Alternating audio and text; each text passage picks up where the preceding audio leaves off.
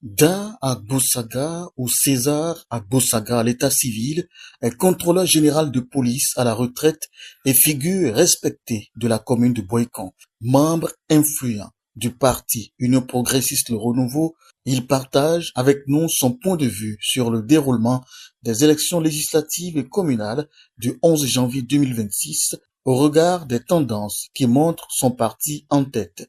Il a accepté de se prêter au micro de Kilk TV et du journal Central Chronique.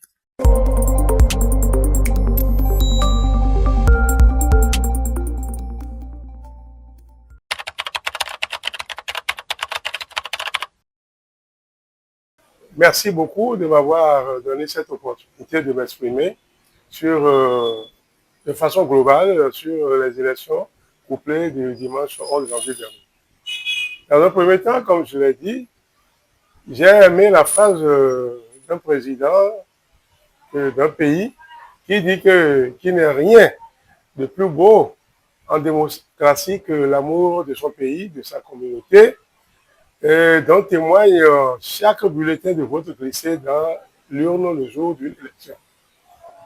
Ce qui veut dire que j'ai une très bonne impression pour cette opération, ces élections du dimanche dernier. Donc, d'abord, une bonne impression parce que les élections se sont déroulées dans un climat apaisé, de sérénité et de transparence. Aujourd'hui, le système partisan veut que la campagne soit axée sur le parti, le projet du parti, et non sur la personne du candidat. C'est déjà une innovation. Comme vous le savez, par le passé, c'est le candidat avec sa photo, autour de ça que nous faisons la campagne, et c'est le candidat qui fait le tour des maisons, des hameaux et autres. Cette fois-ci, c'est sur le parti, le projet de parti, et c'est sur ça que vous allez convaincre les populations.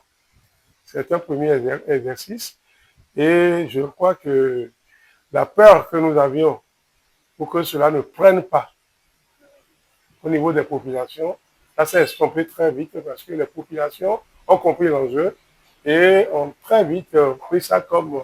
donc, je veux dire même déjà que c'est rentré déjà dans notre... ça va rentrer dans nos habitudes, vous savez.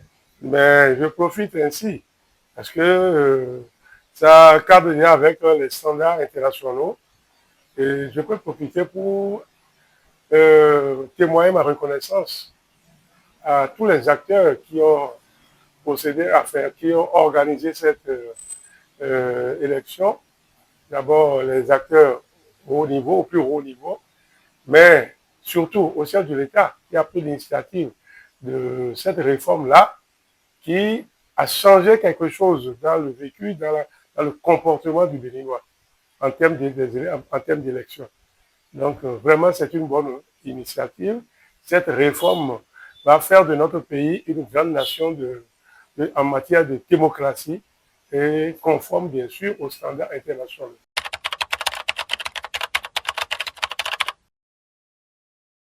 L'impression que j'ai à chaud, c'est que j'ai travaillé dans la 23e circonscription,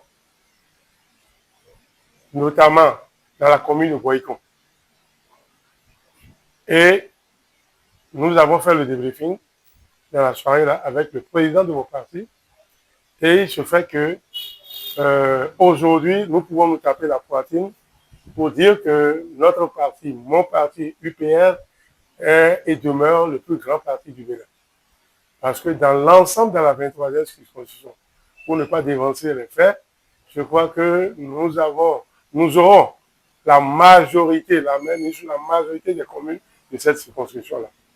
Et notamment dans ma commune, ma propre commune de Boïko, où à chaud, le jour-là, le dimanche soir, j'ai lancé un slogan pour dire Boïko a donné, Boïko a repris. Parce que c'était vraiment gênant pour nous qu'un autre parti prenne la gestion de la commune de Boïko. Mais aujourd'hui, je crois que nous avons inversé la tendance et je crois bien, quand les résultats vont tomber, vous allez constater que c'est le grand parti du Bénin je peux nommer UPR, le Barbare, qui prendra la gestion désormais de cette ville. Et je crois que on communique puisque nous avons des moyens de communication. Et j'ai foi que l'UPR est le parti le plus gagnant dans ces élections-là.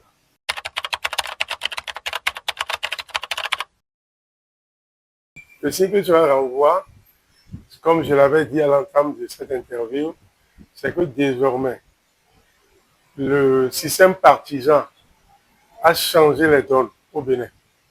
Nous n'avons pas avant cette culture de voter pour un parti, mais nous avons une sorte de sympathisants, nous étions des sympathisants d'un parti, mais la personne du candidat joue pour beaucoup.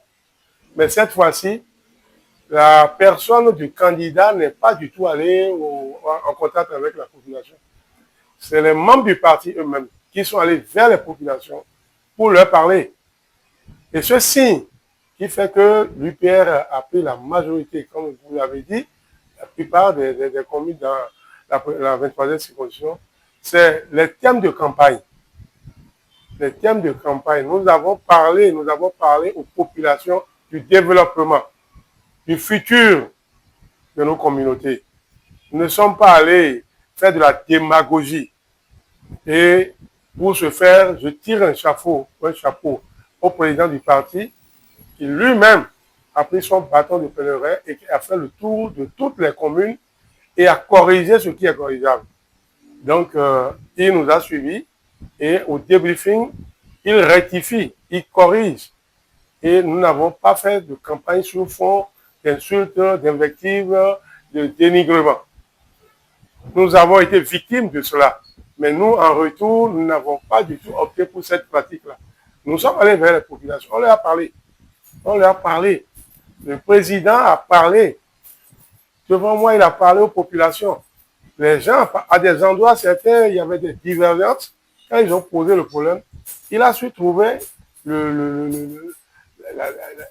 la bonne manière de le réconcilier. Donc, vous voyez, donc les populations ont compris que c'est leur intérêt qui est en jeu aujourd'hui et non suivre un parent, suivre un individu parce qu'il est venu, il a fait des petits cadeaux. Non. Nous ne sommes plus dans cette... Donc, la culture du Béninois a changé en termes d'élection aujourd'hui. Donc, c'est dire alors que le système partisan est en train de s'enraciner et de prendre l'envol.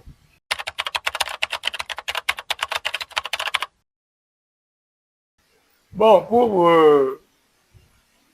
ainsi dire que aujourd'hui, je vais d'abord commencer par remercier les jeunes de ma communauté, de ma localité, qui se sont rassemblés et ils se sont mis en groupe compact, disciplinés, pour aller faire le travail sur le terrain. Mais je crois que je ne vais pas garder dans à ceux qui n'ont pas voté pour mon parti. Je les remercie également parce que le fait de sortir simplement pour aller voter, c'est déjà un acte, c'est un pouvoir qui se trouve dans la main de la population. Donc, eux aussi, ils ont exercé leur pouvoir. Et comme nous sommes en démocratie, c'est le système de la majorité. Donc, je remercie ceux qui n'ont pas voté pour l'UPR, eux aussi, ils ont accompli leur devoir. Et que, aujourd'hui, au niveau des communes, les conseils communaux, il faut qu'ils travaillent en tandem. Donc, aussi bien l'opposition et le parti majoritaire pour que les villes ressentent. Parce que ce que nous leur avons dit, c'est des engagements que nous avons pris pour 7 ans. Et cela doit être respecté. Si nous voulons vraiment le bien du parti, c'est qu'en tandem avec les autres qui n'ont pas voté pour nous, mais qui seront minoritaires certainement dans les conseils communaux, et on n'a qu'à leur tendre la main pour que l'intérêt général soit au-dessus de l'intérêt partisan.